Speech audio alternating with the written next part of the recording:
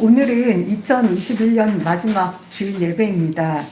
2021년이 시작된 지가 얼마 되지 않은 것 같은데 벌써 2021년이 며칠 안 남고 저물어 가고 있어요. 올 한 해 참 힘들고 어려운 상황이셨죠? 예, 그럼에도 불구하고 또 열심히 그리고 최선을 다해서 사신 우리 매일교회 성도님들 수고 많으셨습니다. 정말 고생 많으셨어요. 그리고 잘 살아와 주셔서 감사드립니다. 여러분들에게 2021년에 가장 큰 사건이 무엇이냐고 물어본다면 아마도 다 누구나 코로나라고 말하지 않을까 싶습니다. 코로나 사태는 2년여에 걸쳐서 우리 지구상 어느 누구에게나 이제 관련된 문제가 되었고요. 사실은 언제까지 이어질지도 모를 그런 문제가 되었습니다. 저는 사실 올해 한 10월 정도만 해도 이제 백신 맞고 코로나 그 치료약도 나온다고 하니까 지금 이렇게 기승을 부리고는 있지만 이제 점차 코로나가 이제 잦아들겠지 하고 기대를 했었습니다. 근데 이제 11월 말쯤 되니까 오미크론 얘기가 나오더니 또 얼마 지나지 않아서 우리나라뿐만 아니라 오미크론이 전 세계를 강타하면서 또 다시 지구촌을 굉장히 어려운 상황으로 몰아가고 있습니다. 저는 이 오미크론 소식을 들을 때 이 델타 바이러스 소식을 들었을 때보다 사실 좀 더 낙심이 되더라고요. 아마 이 전염병이 이제 곧 종식되겠지 하고 희망을 가지고 있다가 언제 끝날지 모르는 상황으로 변해버리니까 더욱 그랬었던 것 같습니다. 저도 이렇게 한숨이 나오는데 코로나 때문에 직접적으로 피해를 입고 계신 그런 분들은 얼마나 더 낙심이 될까? 또 특히 소상공인들이나 자영업자 이런 분들이 얼마나 힘이 될까 하는 생각에 마음이 굉장히 아팠습니다. 그래서 코로나와 함께한 2021년을 마무리하면서 우리 성도들은 이 사태를 어떻게 바라봐야 하는가를 한번 함께 나눠보고 싶습니다. 세상의 여러 분야의 전문가들은요, 코로나 사태를 진단하고 또 어떻게 헤쳐나가야 할지에 대해서 말을 합니다. 과학자들이나 의학자들은 이 코로나 바이러스가 중국 우한 연구소에서 만들어진 거냐 아니냐 이런 것들 갖고 논쟁을 하죠. 또 환경학자들은 이런 인간의 끝없는 욕구 충족을 위해서 무분별하게 환경을 훼손한 그런 결과로 인간과 서식지를 구별하고 살고 있던 동물들이 매개체가 돼서 각종 전염병이 발생하고 있다 이렇게 지적을 합니다. 또 사회학자들은 여러 가지 이유가 있겠지만 특히 경제적인 이유로 사람과 물자가 이동하면서 바이러스가 빠르게 전파되고 있다라고 말합니다. 예전에는 이제 전염병이 발생하면 어느 지역에 그렇게 국한된 문제였지만 이제는 교통이 발달함에 따라서 손쓸 겨를도 없이 빠르게 확산한다는 것입니다. 또 미래학자들은요, 4차 산업혁명의 시대가 코로나 때문에 더 빠르게 올 것이다 라고 이렇게 예측을 하고 있습니다. 또 어떤 반면에 사업가들은요, 코로나를 활용해서 크게 경제적 이익을 거두기도 하죠. 비대면 활동을 할 수 있도록 하는 그런 택배 같은 유통업이랄지 또 배달 앱이랄지 모바일 게임 산업 또 화상 모임회 이런 것들이 그런 산업들이죠. 또 정치가들은요, 이런 사태를 정치적으로 또 이용하기도 합니다. 이렇듯 세상은요, 코로나 사태에 발맞추어서 다양한 형태로 분석도 하고 또 방안도 내놓고 또 활용도 하고 그렇습니다. 아무튼 이 코로나 사태는요, 우리 인류 역사상 굉장히 충격적인 사태인 것은 분명합니다. 전 세계 모든 사람들의 생활 방식을 송두리째 바꿔버린 엄청난 사건입니다. 그런데 제가 지켜본 많은 성도들 가운데는요, 이 사태를 대함에 있어 하나님의 뜻이 무엇일까 하고 바로 알고자 하는 열망이 크게 없다는데 좀 놀랐습니다. 의사들이 뭐라고 하는지 또 경제 전문가들이 뭐라고 하는지 여기는 시각을 막 곤두세우면서 지켜보면서도 하나님의 뜻은 무엇일까? 하나님의 뜻에는 무덤덤한 경우가 너무 많더라는 것입니다. 물론 시대적 상황에 맞는 세상 전문가들의 고견에도 우리는 귀를 기울여야 하는 것이 당연합니다. 그러나 우리는 하나님의 자녀잖아요. 그래서 하나님의 자녀로서 세상의 지식뿐만 아니라 하나님께서는 이 사태를 어떻게 보고 계신지 하나님의 뜻을 알 필요가 있습니다. 우리는 기독교인으로서 이 상황을 어떻게 해석하고 또 어떻게 살아가야 할 것인가를 생각해 보아야 합니다. 우리는 먼저 성경을 통해서 이와 유사한 사건들을 살펴보고자 합니다. 구약에는요, 그 전염병에 관한 이야기가 아주 많이 등장합니다. 구약에서는 하나님께서 인간의 죄를 심판하기 위해서 전쟁, 자연재해, 전염병 같은 질병 이런 것들을 도구로 활용하시곤 합니다. 하나님은 이스라엘 백성에게 말씀하시기를 하나님의 말씀을 순종하면 축복을 받고 또 명령과 규례를 따르지 않으면 저주를 받게 될 것인데 그 저주 중에 전염병도 있다고 이렇게 신명기 28장에서 말씀하고 계십니다. 실제로 하나님께서 이스라엘 백성에게 내리신 전염병 사건을 한번 살펴볼까요? 민수기 16장에는요. 고라를 위시한 네이지파 계열의 반역 사건이 기록되어 있습니다. 고라 일당이 하나님께서 모세와 아론에게 어떤 지도와 권위를 부여하셨는데 거기에 반발해서 도전하여 반역을 일으킨 사건이 기록되어 있죠. 이 일로 인해서 고라 일당은 이제 땅이 갈라져가지고 이렇게 땅 속에 삼키고 여호와의 불이 250명을 죽이고 또 이스라엘 백성들은 연병으로 14,700명이나 죽게 되었습니다. 또 민수기 25장에도 다른 전염병 사건이 기록되어 있죠. 이스라엘 백성이요 모압 평지에서 시딤에 머물러 있을 때요 모압 여자들과 음행을 하기 시작했습니다. 그래서 이 모압 여자들이요 특히 모압의 신 바알을 제사할 때 이 이스라엘 백성들도 거기 참가해가지고요 그 신들에게 절까지 하는 그런 일이 발생을 했습니다.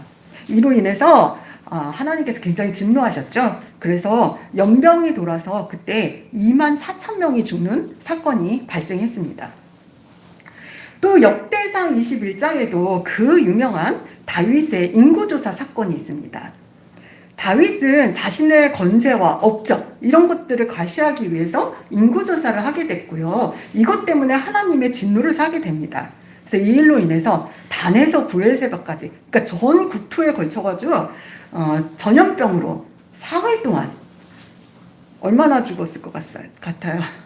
7만 명이나 죽는 그런 엄청난 비극이 일어나게 됩니다. 이 외에도요 구약 성경을 보면 질병에 관한 이야기가 굉장히 많이 등장합니다. 구약 성경은 질병을 통한 하나님의 언약적 심판의 모습을 드러내고 있습니다. 다시 말하면 인간은 그 죄에 상응하는 벌을 받게 된다라는 것입니다. 그러나 하나님은 이러한 재앙을 통해서 인간을 심판하시는 데 그치지 않고요. 동시에 언제나 회개하고 하나님께로 다시 돌아오라는 하나님의 그럼 언제든 받아주겠다라는 하나님의 신실하심을 보여주고도 계십니다. 우리 시편 34편 17절 18절을 함께 읽어보도록 하겠습니다. 시작. 의인이 부르짖음에 여호와께서 들으시고 그들의 모든 환난에서 건지셨도다. 여호와는 마음이 상한 자를 가까이 하시고 충심으로 통회하는 자를 구원하시는도다. 아멘. 그리고 이런 모든 사건들을 통해서 하나님은 모든 것을 다스리시는 주권자이심을 드러내고 계십니다. 하나님은 전염병 같은 재앙을 온 세계에 내리실 수도 있고요.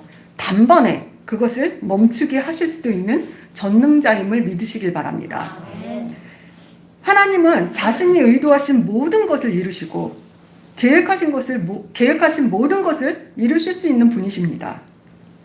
우리는 특히 질병 앞에서 우리가 얼마나 유한한 존재인지를 실감합니다. 하나님께서 뜻하셨으면 우리는 살 수 있을 것이고요. 하나님께서 뜻하셨으면 우리는 죽을 것입니다. 질병의 문제 앞에서 우리가 깨달아야 할 것은 살 수 있는 가능성이 얼마냐? 이게 중요한 문제가 아니고요. 우리 복음성가의 가사에 이런 게 있죠. 그러므로 나는 사나 죽으나 주님의 것이다 라는 것이 가장 중요한 문제 핵심입니다. 우리 신명기 32장 39절을 함께 읽어보도록 하겠습니다. 시작. 이제는 나 곧 내가 그인 줄 알라. 나 외에는 신이 없도다. 나는 죽이기도 하며 살리기도 하며 상하게도 하며 낫게도 하나니 내 손에서 능히 빼앗을 자가 없도다. 아멘. 성도 여러분, 모든 만물의 통치자이며 이 세상을 다스리시는 주권자이시며 통회하고 자복하며 돌아오는 심령을 언제나 받아주시는 하나님을 바라보시기 바랍니다. 우리가 그렇게 신실하신 하나님의 자녀가 된 것을 깨닫고 감사하는 성도님들 되시길 바랍니다. 코로나로 인하여 우리는 두려워할 이유가 없습니다. 우리는 사나 죽으나 주님의 것이기 때문입니다. 다만 이 재난을 통하여 자신의 죄를 되돌아보시기 바랍니다. 우리는 온전히 하나님을 신뢰하고는 있는지, 하나님의 주권을 인정하고 있는 것인지, 비록 내가 힘들고 어렵다 할지라도 하나님은 선하시고 우리를 사랑하고 있음을 깨닫고 있는지 살펴보시기 바랍니다. 자, 그럼 신약 성경에는 어떤 전염병 사건이 등장할까요?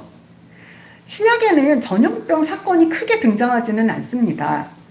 유사하게는 이제 누가복음에 등장하는 재난 사건을 통해서 예수님께서 어떤 가르침을 주시고 있는지 살펴보겠습니다. 누가복음 13장 1절에서 5절을 함께 읽어보도록 하겠습니다. 글씨가 너무 좀 작네요. 예, 함께 읽도록 하겠습니다. 그때 마치 두어 사람이 와서 빌라도가 어떤 갈릴리 사람들의 피를 그들의 제물에 섞은 일로 예수께 아뢰니 대답하여 이르시되 너희는 이 갈릴리 사람들이 이같이 해 받음으로 다른 모든 갈릴리 사람보다 죄가 더 있는 줄 아느냐? 너희에게 이르노니 아니라. 너희도 만일 회개하지 아니하면 다 이와 같이 망하리라. 또 실로암에서 망대가 무너져 치워 죽은 18사람이 예루살렘에 거한 다른 모든 사람보다 죄가 더 있는 줄 아느냐? 너희에게 이르노니 아니라. 너희도 만일 회개하지 아니하면 다 이와 같이 망하리라. 빌라도는 성전에서 예배하던 갈릴리 사람을 죽였고 또 실로암에서는요 망대가 무너져서 18명이 죽은 사고가 발생했습니다. 사람들이 이렇게 잔인하게 살해되고 또 무의미하게 사고로 죽게 된 것을 놀라워하면서 희생자들에게 왜 이런 일이 일어났는지 그 재난의 의미를 알고 싶어 했습니다. 그런데 예수님은 다른 시각을 가지고 계셨습니다. 그런 사고가 그 사람들에게 일어난 그 일이 놀라운 것이 아니라 오히려 그것을 묻고 있는 너희들이 살해되거나 사고로 죽지 않은 것이 놀라운 일이다 라고 말씀하고 계시는 것입니다. 무슨 뜻입니까? 우리들 모두 회개하지 않으면 결국엔 구원받지 못하고 사망에 이르게 될 것이다 라고 말씀하고 계시는 것입니다. 그것이 너희들이 이 사건을 통해서 깨달아야 할 점이다 하고 말씀하고 계시는 것입니다. 주님은 재난을 통해서 사람들이 회개하고 구원받기를 원하십니다. 우리 인간 모두는 언젠가는 죽게 될 유한한 존재이고 심판을 받게 될 운명이라고 성경은 분명히 말씀하고 계십니다. 그러나 우리는 그 언제가 될지 그 미래를 상상하기도 어렵고 때론 받아들이기도 어렵습니다. 그리고 우리 성도들도 보이지 않는 미래를 가끔 잊어버리고 살 때가 너무 많습니다. 주님은 그러한 재난을 만날 때 우리들이 깨닫기를 원하십니다. 재난은 참으로 끔찍합니다. 우리는 그러한 끔찍한 재난을 체험하고 온몸으로 고통을 겪습니다. 우리는 그런 물리적인 체험을 통해서 죄의 고통과 끔찍함을 더 잘 깨달을 수가 있는 것입니다. 이 코로나 재난을 통해서 하나님은 우리 인간들에게 회개하고 돌아오라는 계속적인 메시지를 보내고 계십니다. 하나님을 거스른 영적 추악함, 그것을 회개하고 이 세상의 부요와 이생의 자랑을 쫓아 살아온 도덕적 추악함을 회개하라고 하십니다. 우리 육신이 죽고 사는 것은 중요한 문제가 아닙니다. 유하는 육신은 누구나 언젠가는 죽게 되어 있기 때문입니다. 문제는 영원히 존재하는 영혼의 문제입니다. 우리의 영혼이 생명을 얻을 수 있는 그 생명의 길은 오직 예수 그리스도밖에 없다고 성경은 확실히 증언하고 있지 않습니까? 그럼에도 불구하고 세상은 이 중요한 문제를 대면하지 않습니다. 서두에 말씀드렸다시피 세상의 많은 전문가들이 이 코로나 사태를 진단하고 처방을 내리고 있습니다. 그러나 세상은 이 엄청난 사건을 통해서 하나님의 뜻을 발견하고자 하는 마음이 없습니다. 저는 요한계시록을 읽을 때마다 참 놀랍기도 하고 의아하기도 합니다. 세상이 끝날 무렵에 하나님께서 여러 가지 재앙을, 이런저런 모양의 재앙을 내리시겠다고 말씀하고 계시죠. 그 재앙의 내용을 보면 지금 코로나 사태는 비교할 것도 못 되는 것 같습니다. 엄청나게 많은 사람이 죽게 될 것이고 고통을 당하게 될 것이라고 말씀하십니다. 그런데 이제 제가 놀랍게 여기는 것은요, 그 재앙을 거치고 살아남은 사람들이 여전히 회개하지 않고 하나님께로 돌아오지 않는다는 점입니다. 하나님은 여러 차례의 재앙을 통해서 여러 차례의 회개의 기회를 주십니다. 근데 요한계시록을 읽으면 참, 이 사람들 정말 답답하네, 이런 생각이 들곤 합니다. 그런데 그런 상황이 미래의 일이 아니라 지금 코로나 상황도 마찬가지구나 하는 그런 생각을 했습니다. 지구촌에 많은 사람들이 죽어가고 있고 내가 걸려도 죽을 수 있는 이 상황 속에서도 사람들은 여전히 나는 어디서 왔고 왜 살며 어디로 가는지 궁금해하지 않고 살고 있구나 하고 생각했습니다. 우리가 비록 이런 영적 마비의 시대 속에 살고 있지만 우리 성도들은 시대를 분별하며 깨어 있어야 합니다. 하나님은 이 코로나 바이러스를요, 지금이라도 당장 멈추게 하실 수 있는 분이십니다. 그러나 2년이 넘도록 우리를 재난의 고통 속에 놓아두고 계십니다. 새로운 변종이 이것이 도대체 언제 끝날지 가늠도 못하게 하고 있습니다. 그러나 우리는 세상의 진단을 일희일비할 필요가 없습니다. 하나님이 만물의 주관자이시며 우리의 생명이 주께 있기 때문입니다. 다만 우리는 끊임없이 우리의 죄를 돌아보고 우리의 욕심을 십자가에 내려놓아야 합니다. 영적으로 잠들지 않도록 늘 깨어 있어야 합니다. 그리고 우리만 깨어 있어서 구원받으면 끝날 문제가 아니라 세상이 듣든지 안 듣든지 깨닫든지 못 깨닫든지 우리는 예수 그리스도의 구원의 복음을 전해야 하는 사명이 있는 것입니다. 또한 우리는 이런 어려운 시기에요, 이웃들을 살피고 그들에게 다가가는 것이 예수 그리스도의 제자된 우리의 사명이라는 것을 기억하셔야 합니다. 예수님은 사람들이 가까이 가기 싫어하던 나병 환자에게 먼저 다가가셨습니다. 예수님은 말씀만 하셔도 그 나병이 떠나가게 하실 수 있는 분이잖아요. 그렇지만 친히 손을 내밀어 나병 환자를 만지시며 고쳐주기도 하셨습니다. 사람들은 병이 옮을까봐 그 병자를 피했겠죠. 그렇지만 예수님은 그를 긍휼히 여기시는 마음으로 어루만지신 것입니다. 그 환자는요, 육신의 병도 치료받았을 뿐만 아니라 예수님의 위로로 마음의 병도 치료받게 된 것입니다. 우리 인류의 역사에도요, 다수의 전염병 팬데믹이 있었습니다. 로마 제국에서도 165년부터 15년 동안이나 그렇게 오래 역병이 생겼습니다. 그래서 제국 인구의 한 3분의 1, 30%가 사망했습니다. 그리고 또 좀 있다가 249년에 또 13년 동안 역병이 돌아서 로마 시에서만 5,000명, 알렉산드리아에서는 3분의 2가 사망했다고 합니다. 그 역병의 위세가 너무 대단해서 사람들은 이제 아픈 자를 집에서 내어 쫓았다고 해요. 그래서 부모가 자녀를 버리고 자녀가 부모를 버리는 그런 일도 비일비재했다고 합니다. 그리고 병자가 죽기도 전에 옮을까봐 거리에 버리고 또 만지면 옮을까 싶어가지고 길거리에 버린 채 매장도 하지 않았다고 합니다. 이러한 때에 박해를 받던 그리스도인들은요, 가족 돌보지 않는 환자들을 돌보고 그러면서 다른 사람을 간호하면서 살리기도 하고 또 때로는 본인이 병이 옮아 죽기도 했다고 합니다. 이 기독교인들을 핍박하던 그런 황제마저 그리스도인들이 환자와 가난한 자를 더 잘 돌보며 그들의 세력을 확장하고 있다고 한탄했다라는 기록이 있을 정도였습니다. 하나님의 영원한 생명을 믿는 그리스도인들은 죽음을 초월한 사랑을 실천을 하면서 그리스도의 제자된 삶을 살았던 것입니다. 그러나 우리 코로나 전염병이 창궐하고 있는 현대 사회에서는요, 이 병자를 돌보고 하는 일들은 아마 이제 전문 의료진에게 맡겨진 영역일 것입니다. 그럼 우리 성도들과 교회는 어떤 일을 함으로써 예수 그리스도의 사랑을 실천할 수 있을까요?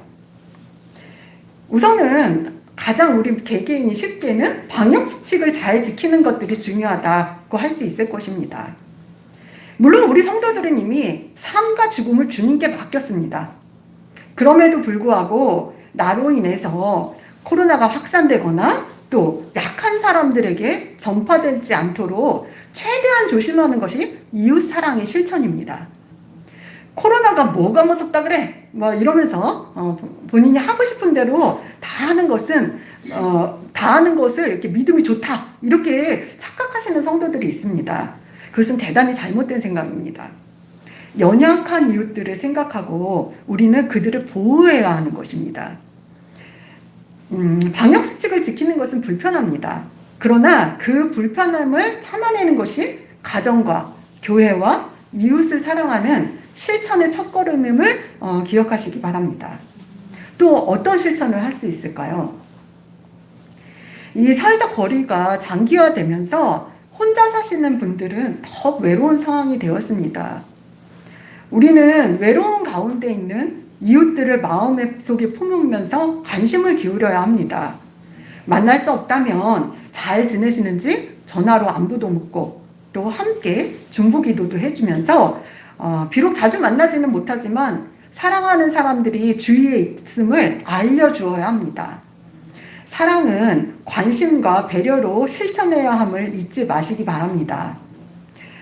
우리 매일교회 성도님들도 이제 일주일에 한 명 이상씩은 내가 꼭 전화를 해야겠다 하고 마음에 한번 결심해서 실천해 보시는 건 어떨지 한번 평소에 좀 외로워 보여 하고 마음에 닿으시는 분 있으시면 일주일에 한 명 정도씩 관심과 또 내가 사랑하고 있음을 표현하는 그런 일들을 실천해 보시면 좋을 것 같습니다. 우리는 어떤 재난이 발생하면 이 재난으로 인해서 어떤 이웃이 가장 어려움을 겪고 있을까 살펴보아야 합니다. 이 코로나 사태로 가장 힘든 사람들은 아마도 자영업자나 소상공인들일 것입니다. 경제적으로 힘든 시기를 너무 오래 보내고 있어서 그런 분들을 생각하면 많이 안타깝습니다. 이런 분들을 최선을 다해 돕는 것이 교회의 사명일 것입니다. 우리 매일교회는요, 비록 작고 경제적으로 넉넉하지 않은 교회이지만 주변에 이런 어려운 이웃을 돕는 선교와 구제를 꾸준히 계속하고 있는 아주 건강한 교회입니다. 이제 2021년을 마감하면서 아마 이제 회계 결산 보고도 하게 될 텐데요. 우리 교회는 올해에도 코로나로 어려움을 겪는 이웃을 보살피는 일들을 했습니다.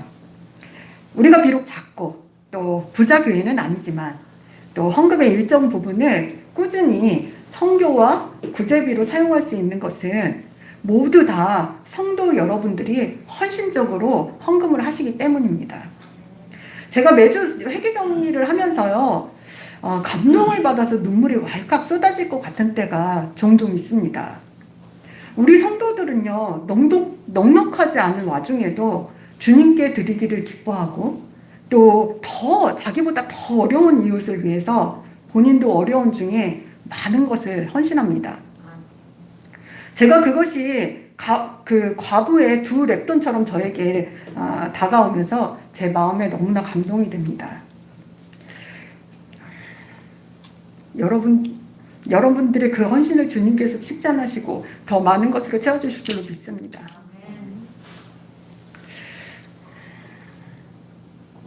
또한 이제 목사님들의 헌신이 있어서 가능했다는 것도 잊지 않으셨으면 좋겠습니다. 우리는 목사님들께 다른 교회에 비해서 정말 적은 사례비를 드립니다. 그럼에도 불구하고 그것에 개의치 않고 주님께서 주신 사명을 기쁨으로 감당하시는 목사님들이 계시기에 우리는 적은 중에도 넉넉하게 벽을 허물고 다리를 놓는 우리 매일교회 사명을 감당하고 있는 것입니다. 성도 여러분, 늘 목사님들 위해 기도하시고요. 우리 교회가 더욱 건강한 교회, 내년에는 또 더욱 건강한 교회로 성장해 갈 수 있도록 기도하시기 바랍니다. 오늘 본문에서 예수님은요, 바리새인과 사두개인들에게 너희가 날씨는 이렇게 잘 분별을 하면서도 어찌 하늘의 뜻은 읽지 못하느냐 하고 책망하고 계십니다. 그 책망이 지금 이 시대에도 그대로 들리는 것 같습니다.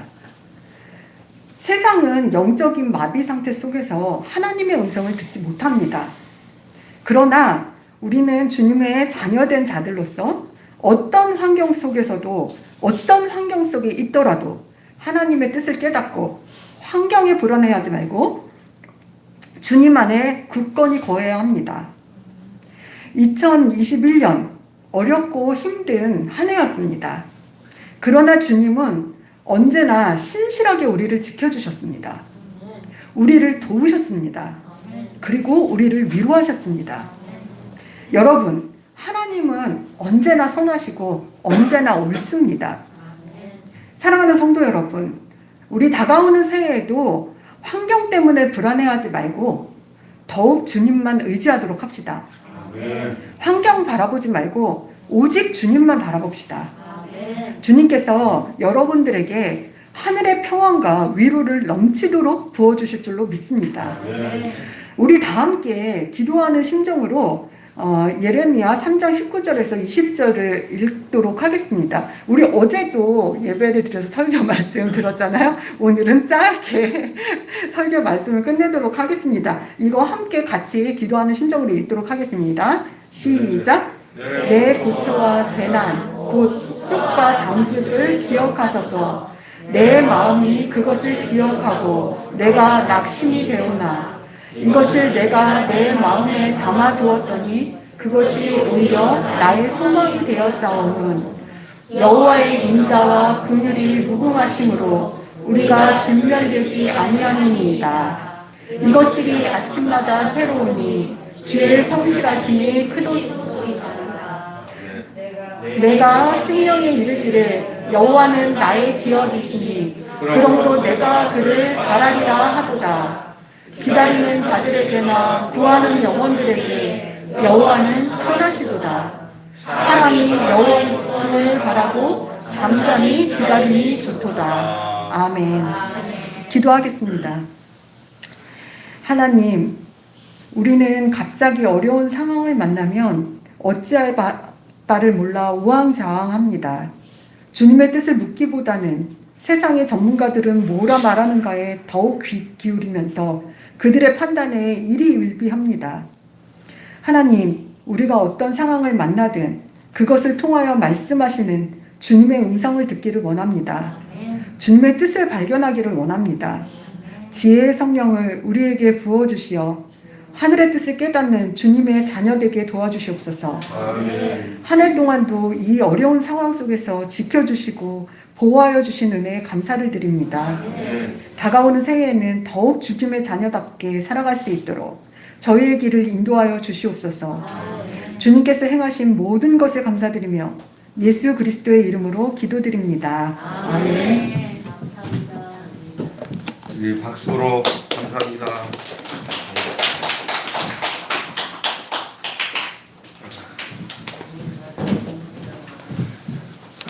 우리 저기 설교 듣다가 보니까 아이고 하나님이 마지막 주에 이 전도사님을 설교하게 한 이유가 있구나 하는 생각이 들어요. 제가 우리 교회에 대한 상황이나 이런 거 올해 하나님 인도하신 거 얘기하면은 목사님이 그렇게 얘기하지라고 하지만 교회 모든 저기 재정도 관리하고 교회 가장 중요한 반주도 하면서 교회를 이렇게 신실하게 섬기는 우리 박정화 전사님이 말씀을 담아서 그대로 자신을 표현하고 또 한 해 동안에 주신 그런 것들, 교회 상황, 주변에 있는 이런 현재 상황들을 아주 정확하게 말씀으로 얘기하면서 교회를 얘기했는데 누구 하나 우리 교회가 이런 교회구나 부인할 사람이 하나도 없이 하나님 우리 교회를 건강하게 인도해 주시고 또한 또 우리 목회자들이 우리 교회가 이렇게 작지만 그래도 그냥 알곡 같은 목사들이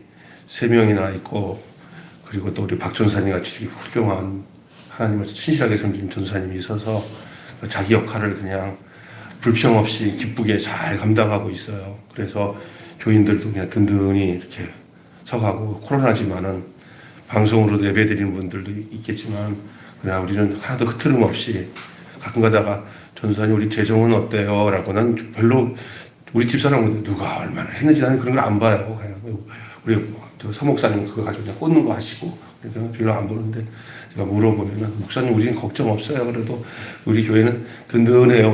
그러면 그냥 하나님이 은혜구나라는 생각하고 있는데 오늘 이 설교 듣다가 내가 전사님 마음에 그 적게 어렵게 사는 사람들이 그 분에 넘치게 드리는 모습들을 그냥 느끼니까 그걸 우리 전사님이 그대로 느끼는 게 주님의 심정이에요.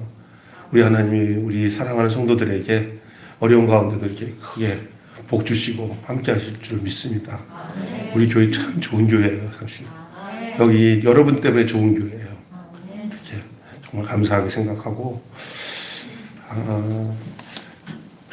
이제 이번 주 금요일 날이 송구 영신 예배거든요.